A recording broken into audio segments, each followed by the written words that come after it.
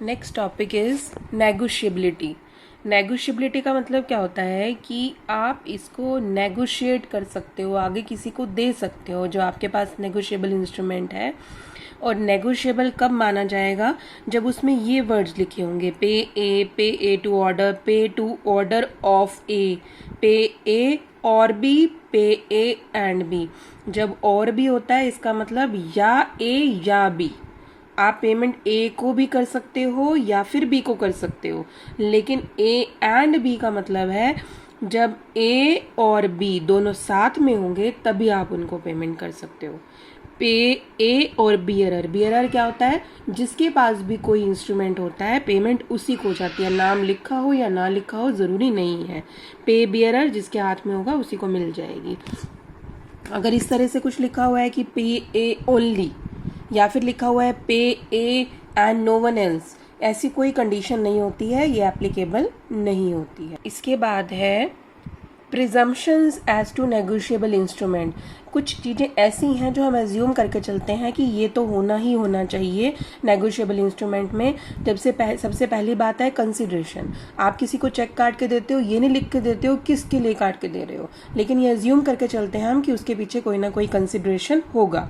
ये भी हम मान के चलते हैं कि नेगोशिएबल इंस्ट्रूमेंट में हमेशा आप डेट लिखेंगे ही लिखेंगे कि कब वो ड्रॉ हमने किया है।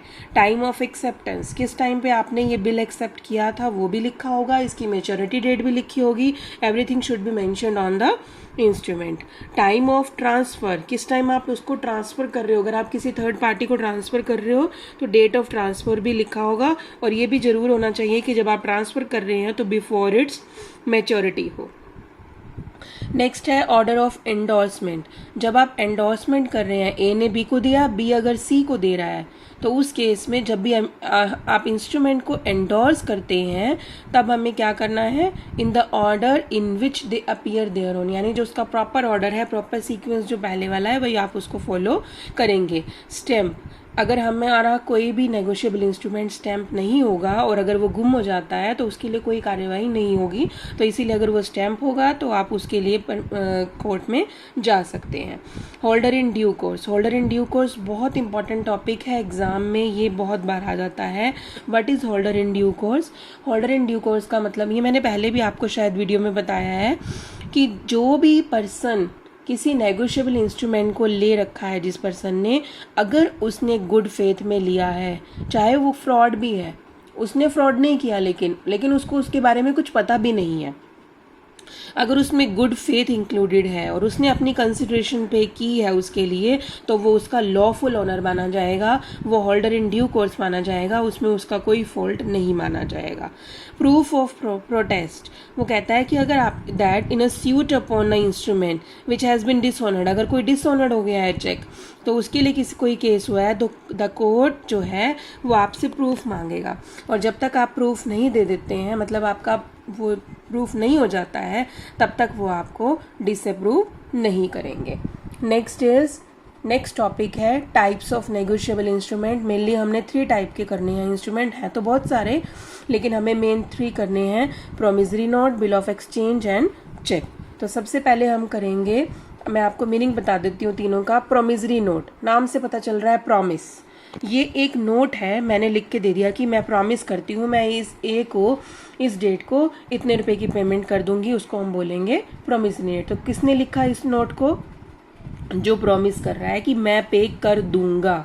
Bill of exchange, bill of exchange ये नेगोशिएबल इंस्ट्रूमेंट है, इसमें देखो ऑर्डर दिया जा रहा है, मैं ऑर्डर दे रही हूँ, मान लो मैं शॉपकीपर हूँ तो शॉपकीपर ऑर्डर दे रहा है कि आप मुझे पेमेंट करो, तो यहाँ पे इसको कौन लिख रहा है? बिल ऑफ एक्सचेंज को वो लिख रहा है जिसने पैसे लेने हैं।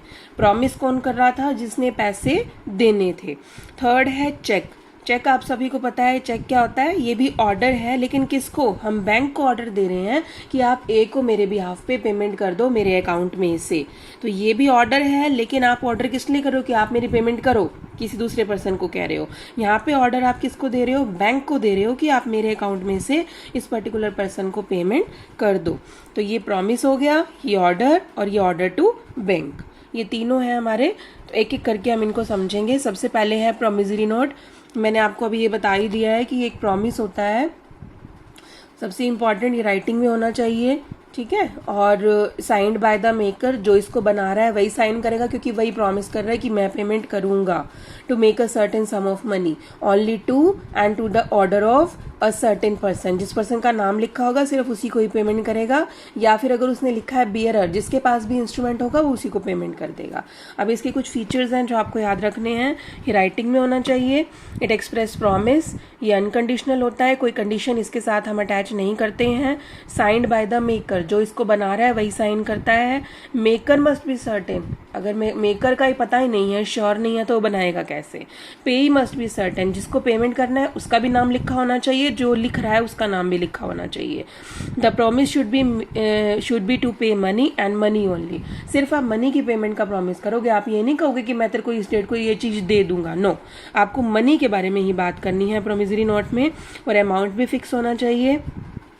और बाकी की फॉर्मेलिटीज़ भी आपको पूरी करनी है कि नंबर भी लिखोगे, प्लेस भी लिखोगे, डेट, क्या कंसिडरेशन है, ये सब चीज़ें भी आप लिख सकते हो। But these are not essential in law, आप इसलिए लिख सकते हो कि इससे क्या होगा, आपका प्रोमिसरी नोट का प्रूफ रहेगा। तो promissory note is a written loan agreement between two parties that require the borrower to pay the lender on a day. इसका एग्जाम्पल देखिए, I promise to pay B or order ₹500। कौन sign करेगा, जो ये लिख रहा है कि मैं प्रॉमिस कर रहा हूं कि मैं बी को पेमेंट कर दूंगा, ए साइन कर रहा है तो ए साइन करेगा नीचे। या फिर वो लिखेगा I acknowledge my self to be indebted to B in ₹1000 to be paid on demand for value received. वो ये कह रहा है कि मैं एक्नॉलेज करता हूँ, मैं प्रॉमिस करता हूँ कि मैं बी को ₹1000 दे दूंगा जब भी वो मांगेगा। तो ये हो गया प्रोमिसरी नोट। इसमें मेनली दो ही पार्टी हैं, मेकर और पेई। मेकर जो बना रहा है, जो प्रॉमिस कर रहा है, पेई जिसको वो पेमेंट करने के लिए प्रॉमिस कर रहा है। Next is bill of exchange, ये सेक्शन 5 में आता है। बिल ऑफ एक्सचेंज मैंने आपको अभी समझाया है कि ये ऑर्डर है, बट दिस इज अनकंडीशनल। इसमें कोई आप कंडीशन अटैच नहीं कर सकते कि तू मुझे ये करेगा तो मैं तेरे को ये पेमेंट करूंगा। नो, आपने सीधा साइन करके देना है कि ये तेरा बिल है, इसकी पेमेंट कर दे।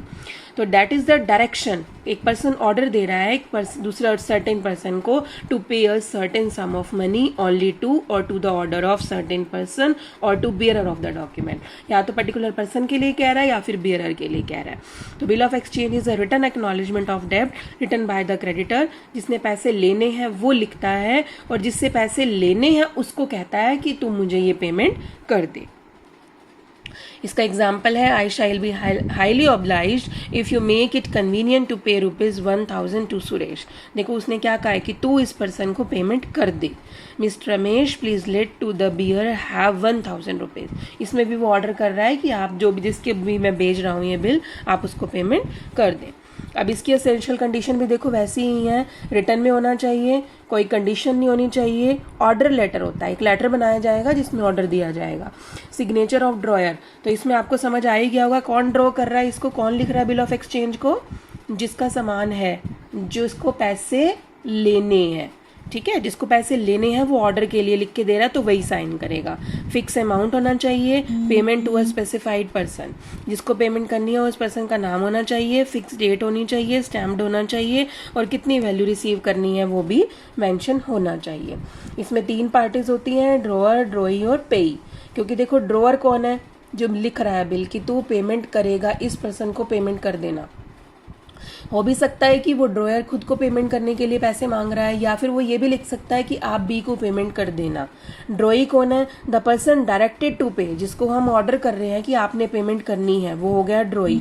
पेई कौन है, जिसको लास्ट में पेमेंट मिलेगी। ये ड्रॉअर और पेई ये दोनों सेम भी हो सकते हैं, ये दोनों अलग भी हो सकते हैं, क्योंकि जो ड्रॉअर है वो ये लिख के दे सकता है कि आप बी को पेमेंट कर देना, तब वहां पे बी कौन हो जाएगा, पेई हो जाएगा। तो इसमें 3 पार्टीज होती हैं, प्रोमिसरी नोट में 2 ही पार्टीज होती हैं। क्लासिफिकेशन ऑफ बिल की अगर मैं बात करूं तो मेनली इसमें 2 होते हैं, इनलैंड बिल और फॉरेन बिल। इनलैंड जैसे नाम से समझ आ रहा है, अगर कोई इंडिया में ही ड्रॉ किया गया है बिल और इंडिया में ही रहने वाले पर्सन पे ड्रॉ किया गया है तो उसको इनलैंड बिल बोलेंगे। देखो, it is to be drawn in India and payable in India. लेकिन अगर कोई ऐसा बिल है which is not an inland bill, जो इनलैंड बिल नहीं है, या तो ये वो इंडिया में ड्रॉ नहीं किया गया है, ठीक है, या फिर उसकी पेमेंट जो है इंडिया से बाहर होनी है, दोनों में से जो भी कंडीशन अगर पूरी नहीं होती है तो उसको हम क्या बोलेंगे, फॉरेन बिल। इसके अलावा एक होता है time bill. A bill payable after a fix time is known as time bill, जिसमें फिक्स टाइम होता है। ट्रेड बिल में क्या हो जाएगा, a bill drawn and accepted for a genuine trade. एक पर्टिकुलर ट्रेड ट्रांजैक्शन के लिए कोई बिल काटा गया तो उसको बोलेंगे ट्रेड बिल। अकोमोडेशन बिल क्या होता है, then drawn and accepted not for a genuine trade transaction but only to provide financial help. जैसे कि आप अपने फ्रेंड को एक चेक काट के दे देते हो कि ले तो इसकी पेमेंट कर लियो जो तुझे करनी है, जस्ट फॉर हेल्प, तो उसको बोलेंगे अकोमोडेशन बिल। एंचोइड बिल क्या होता है, when sign stamp and deliver a blank, sign और स्टैम्प आपने लगा दी और आपने ब्लैंक डॉक्यूमेंट किसी को दे दिया तो उसको बोलेंगे इंचॉइड बिल। एम्बिगुअस, एम्बिगुअस होता है कंफ्यूजन है जिसमें, एम्बिगुअस बिल वो होता है जिसमें कंफ्यूजन है। किस टाइप का कंफ्यूजन, ये भी हो सकता है कि ये समझ नहीं आ रहा है कि ये ऑर्डर दे रहा है या फिर वो पे करने के लिए कह रहा है, प्रॉमिस कह रहा है। तो कई बार ऐसा कंफ्यूजन होता है बिल में, समझ नहीं आ पाता कि वो नोट है या बिल है। फिक्टिशियस बिल वो होता है जो झूठा बिल। झूठा बिल कब होगा, जब उसमें पेई या ड्रोअर दोनों में से, पेई ड्रोअर या ड्रोई दोनों तीनों में से कोई भी पर्सन अगर कोई फेक है जो एग्जिस्ट ही नहीं करता है तो उसको हम फिक्टिशियस बिल बोल देते हैं। अनडेटेड बिल जिसमें डेट नहीं मेंशन होती है, और डॉक्यूमेंट्री बिल वो बिल होता है जो सामान के साथ जो अटैच करके भेजा जाता है। जब गुड्स की डिलीवरी हो रही होता है तो उसके साथ जो बिल भेजते हैं उसको बोलते हैं डॉक्यूमेंट्री बिल। अब आज हमने दो किए, बिल ऑफ एक्सचेंज और प्रोमिसरी नोट। तो आप दोनों का डिफरेंस देख सकते हो, ये भी इंपॉर्टेंट है एग्जाम के पॉइंट ऑफ व्यू से। सबसे पहले मीनिंग आपको पता है, बिल ऑफ एक्सचेंज क्या है, एक ऑर्डर है पेमेंट करने के लिए। प्रोमिसरी नोट एक प्रॉमिस है पेमेंट करने के लिए कि मैं प्रॉमिस कर दूंगा। इसमें मैंने आपको बताया था बिल ऑफ एक्सचेंज में 3 पार्टी होती हैं, ड्रॉअर, ड्रॉई, पेई, और प्रोमिसरी नोट में 2, मेकर और पेई। नेचर, ऑर्डर होता है, प्रॉमिस होता है। बिल ऑफ एक्सचेंज में कौन लिख रहा है, क्रेडिटर या सेलर लिखता है, इसमें डेटर या परचेजर बायर लिखता है। और कॉपीज कितनी चाहिए होती हैं, देखो बिल ऑफ एक्सचेंज में लोकल बिल में सिर्फ एक सिंगल कॉपी चाहिए होती है, और फॉरेन बिल के केस में इसमें 3 कॉपी चाहिए होती हैं। लेकिन जो हमारा प्रोमिसरी नोट है उसकी तो एक ही कॉपी चाहिए होती है। In case of bill of exchange देखो, ड्रॉअर और पेई, दैट में भी द सेम पर्सन। मैंने आपको बताया था 3 लोग हैं, उसमें से सिर्फ ड्रॉई अलग है, ड्रॉअर और पेई सेम भी हो सकते हैं, लेकिन इसमें जो 2 पार्टी हैं वो दोनों अलग अलग ही होती हैं। Noting, noting become very important in case when the bill of exchange is dishonoured. मैंने आपको बताया था जब बिल डिसऑनर हो जाता है ना तब प्रॉब्लम होती है, तो उसके लिए हमें फॉर्मेलिटीज जो रिक्वायर्ड है वो करके रखनी चाहिए। नोटिंग यानी नोटरी से आपने उसको नोटिंग करा रखी है, तो इसमें अगर करा रखी होगी तो प्रॉब्लम नहीं होगी, प्रोमिसरी नोट का डिसऑनर नहीं होता है। Need of acceptance, bill of exchange कौन लिख के दे रहा है, जिसने पेमेंट लेनी है, तो जिसने पेमेंट देनी है उसको एक्सेप्ट करना इसमें ज़रूरी होता है, क्योंकि इसमें सेलर लिख रहा है, इसमें कोई एक्सेप्टेंस की रिक्वायरमेंट नहीं है क्योंकि लिख ही वही रहा है जिसने पेमेंट देनी है। Liability of drawer, the liability of drawer is secondary and conditional because the drawer is the seller not a buyer. तो इसमें लायबिलिटी किसकी है, इसमें लायबिलिटी तो ड्रॉई की है, इसमें लायबिलिटी किसकी है, ड्रॉअर की है जो लिख रहा है। तो इसमें लिखने वाले की कोई लायबिलिटी नहीं है, इसमें लिखने वाले की लायबिलिटी है। तो आज हम यही 2 टॉपिक करेंगे, कल हम करेंगे चेक। Thank you.